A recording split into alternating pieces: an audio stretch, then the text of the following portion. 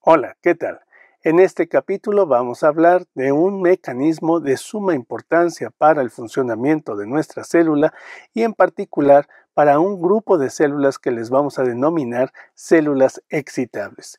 Estamos hablando de el mecanismo del potencial de membrana en reposo. El mecanismo de potencial de membrana en reposo lo encontramos en un gran número de células, ya sean células vegetales, sean las células animales o incluso en las células de nuestro organismo como humanos. Vamos a encontrar que en algunas excepciones no se genera este fenómeno, excepciones de organismos muy poco evolucionados como algunos protozoarios que carecen de todo el aparato para generar el fenómeno. ¿Qué se requiere para producir potencial de membrana en reposo? Primeramente, requerimos de la presencia de una membrana celular formada de una bicapa de fosfolípidos que va a dividir dos compartimentos, el compartimento intracelular y el compartimento extracelular. También se requiere de unas proteínas transmembranales especializadas en permitir el movimiento de iones a través de la membrana celular. A este grupo de proteínas les vamos a denominar canales iónicos. Los canales iónicos permiten la comunicación desde el espacio intracelular hacia el extracelular y viceversa. Permiten el paso de los iones, son altamente especializados y van a ser los principales responsables de generar el potencial de membrana. Por último, el tercer elemento de suma importancia son iones que se encuentran distribuidos a ambos lados de la membrana, tanto en el espacio extracelular como en el espacio intracelular, y otros elementos que poseen carga que no pueden atravesar la membrana, como serían los aniones impermeables que están confinados al espacio intracelular. Vamos a encontrar que los diferentes iones que se encuentran presentes a los lados de la membrana están distribuidos de una manera inequitativa, es decir, no están en la misma concentración de un lado y otro de la membrana. Se encuentran formando gradientes de concentración, es decir, hay una diferencia de concentración entre lo que vamos a encontrar afuera y adentro. Para el caso de sodio, vamos a encontrar una mayor concentración en el exterior. Para el caso de potasio, mayor concentración en el interior. Y en el caso particular del cloro, puede ser una mayor concentración extracelular o intracelular. Los iones se encuentran distribuidos generando gradientes. El gradiente generará una fuerza impulsora que mantiene a los iones en movimiento a favor de un gradiente de concentración. Si requerimos medir la fuerza eléctrica que el gradiente químico, es decir, que el gradiente de concentración puede producir para un ion, podemos aplicar el cálculo a través de la ecuación de Nernst. La ecuación de Nernst parte de cuatro constantes fundamentales, donde R corresponde a la constante general de los gases, que de manera muy simple podríamos considerar el grado de energía que una partícula tiene para moverse. Esto multiplicado por T, que corresponde a la temperatura absoluta, es decir, cuánta energía tendrá esa partícula para moverse a una temperatura determinada partiendo del cero absoluto. F corresponde a la constante de Faraday, es decir, cuántas cargas vamos a encontrar en una mol de una concentración de un ion determinado, y Z corresponde a la valencia. Estas cuatro constantes nos pueden hablar de cuánta energía eléctrica vamos a encontrar en un ion determinado a partir de su valencia. Este cálculo va a estar en una relación logarítmica determinada por el gradiente de concentración entre la cantidad de ion que existe en la parte extracelular y la parte que existe en el compartimento intracelular. La ecuación de Nernst puede tener varias lecturas. La primera podría ser: a partir de un gradiente de concentración determinado de un ion, podemos calcular cuál será el potencial de membrana eléctrico al cual se va a encontrar en equilibrio. Otra forma de ver el mismo aspecto es cuánta fuerza eléctrica puede impulsar a un ion en función de su gradiente de concentración para moverse.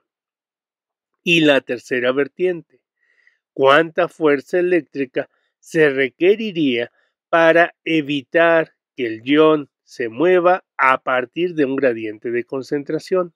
Es decir, en otras palabras, la ecuación de potencial de equilibrio de Nernst puede ayudarnos a considerar cuánta fuerza eléctrica genera el ion a partir de un gradiente de concentración, o de la misma forma, cuánta fuerza eléctrica requeriríamos para evitar que se moviera ese ion en función de su gradiente de concentración.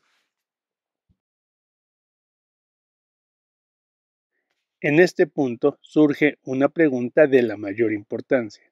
Si tenemos un ion permeable que tiene la capacidad de moverse de un lado a otro de la célula, si tenemos un ion con un gradiente de concentración que tiene una fuerza que lo va a impulsar a favor de su gradiente, un potencial químico, ¿qué hace que este ion no pueda moverse? Para evitar que este ion se mueva, se va a requerir de otra fuerza de la misma magnitud aplicada en sentido contrario. Y en el fenómeno de potencial de membrana en reposo, esa fuerza va a estar determinada por la fuerza eléctrica. Recordemos que los iones en solución se encuentran disociados, es decir, se encuentran exponiendo su carga. Por lo tanto, se va a manifestar el campo eléctrico de la carga, ejerciendo una fuerza sobre partículas de carga opuesta o de la misma carga, ya sea realizando fuerzas de atracción con cargas opuestas o fuerzas de repulsión con cargas similares. En este sentido, los iones van a establecer una dualidad. El ion puede presentarse como gradiente, es decir, en una concentración determinada entre el interior y el exterior, o como carga, manifestando las fuerzas de su campo eléctrico.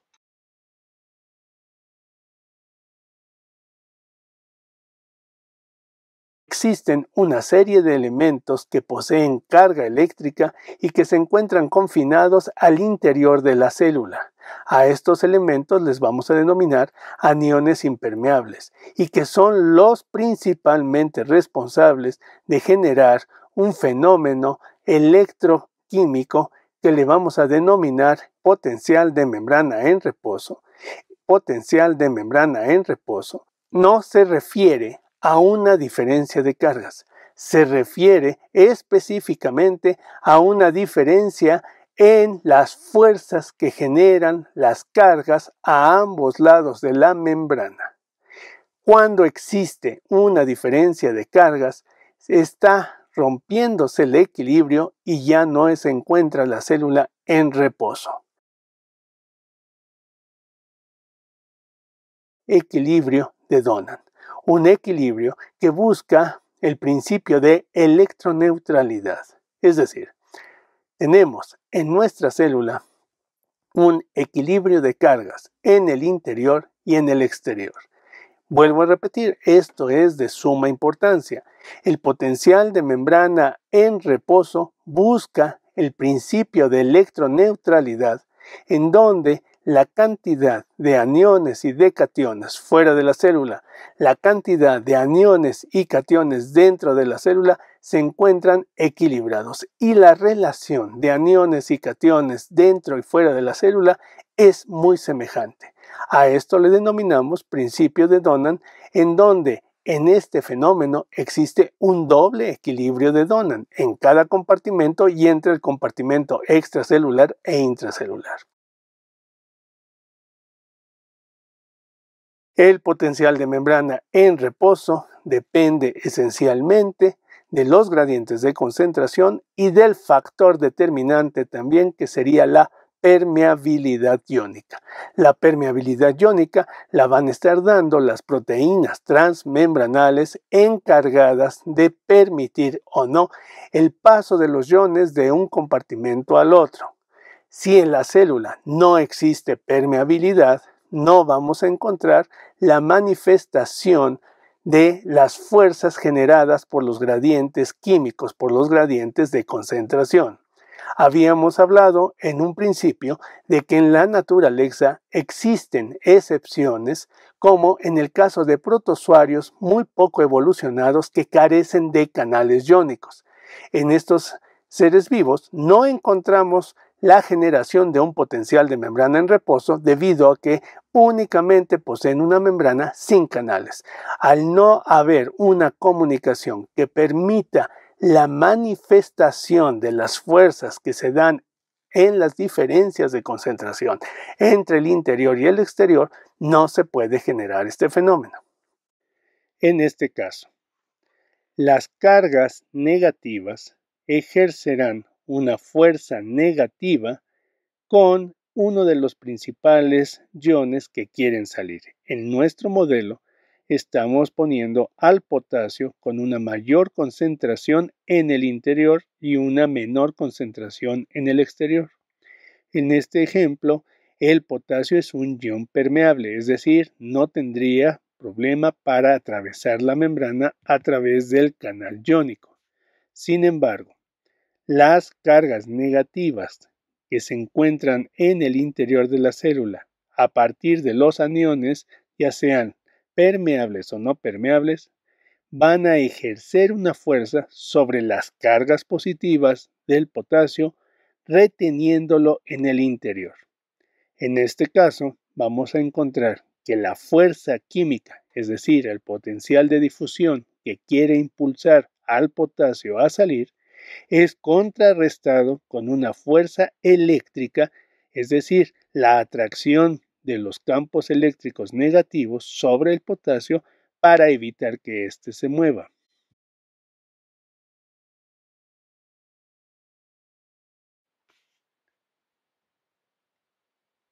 Ante la pregunta de cuál o cuáles son los iones principalmente responsables de participar en el valor del potencial de membrana en reposo, tenemos que considerar un punto muy importante, que es cuáles son los iones o el ion principalmente permeable. A mayor permeabilidad, es decir, a mayor facilidad, o en otras palabras, a menor resistencia que ejerza el canal, la fuerza de difusión se manifestará con mayor claridad y tendrá que ser contrarrestado con mayor fuerza eléctrica. Caso contrario, a menor permeabilidad del ion, el paso de los iones por el canal tendrá una mayor resistencia y se manifestará solamente una fracción del potencial de difusión y por lo tanto tendrá que ser contrarrestado con menor fuerza eléctrica.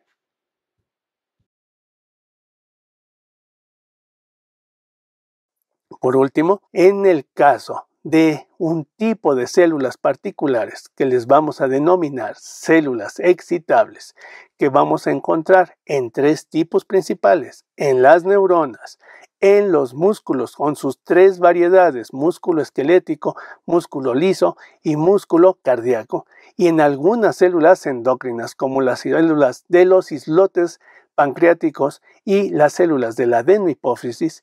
Les vamos a denominar a estas células excitables. ¿Cómo es la característica de las células excitables? Ellas tienen la capacidad de producir una variación en el valor de potencial de membrana. Ojo, aquí es muy importante este detalle. Si bien estas células van a producir variaciones del valor de potencial de membrana, en el momento que una célula produce una variación del potencial de membrana, la célula sale del reposo. Es decir, en otras palabras, el potencial de membrana en reposo, por definición, implica que el valor se mantiene constante, es decir, que se encuentra en un estado de equilibrio electroquímico constante.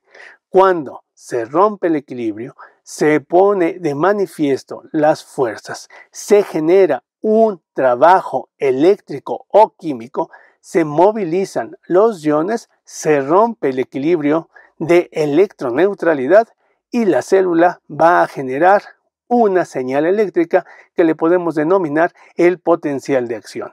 En ese instante ya no estamos hablando del potencial de membrana en reposo, sino de un estado fuera de equilibrio en el que la célula tiene como propósito generar una señal eléctrica que puede ser un potencial de acción o un potencial local.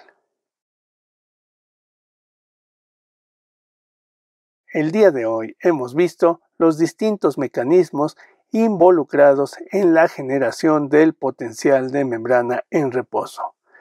Por último, podemos sintetizar todo lo explicado en la ecuación de Goldman, Hodgkin y Katz. Goldman, Hodgkin y Katz tomaron como referencia los cálculos de la ecuación del potencial de equilibrio de Nernst, en donde se consideran primeramente a las variables constantes, como R, la constante general de los gases, T, la temperatura absoluta, que nos van a dar el grado de energía que tiene una partícula para moverse, entre F, que corresponde a la constante de Faraday, que determina cuántas cargas hay en una mol de una concentración de un ion determinado, en una relación logarítmica con respecto a los iones participantes en la célula, en este ejemplo, el sodio, el potasio y el cloro.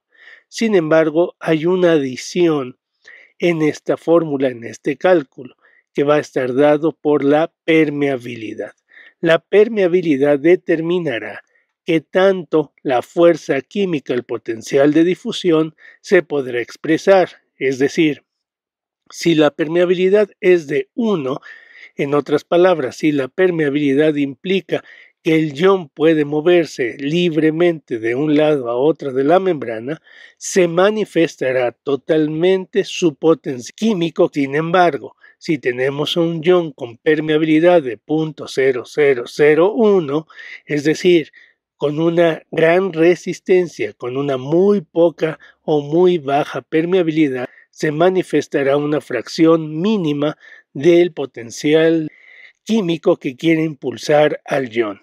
Entonces, sintetizando, el potencial de membrana en reposo lo podemos ver como la manifestación del ion o los iones principalmente permeables que quieren movilizarse de un lado a otro de la membrana y debe de ser contrarrestado con un potencial eléctrico que mantenga el principio de electroneutralidad y evite que los iones puedan desplazarse. Espero haya sido claro y de su agrado. Cualquier duda pueden ponerlo en los comentarios. Muchas gracias.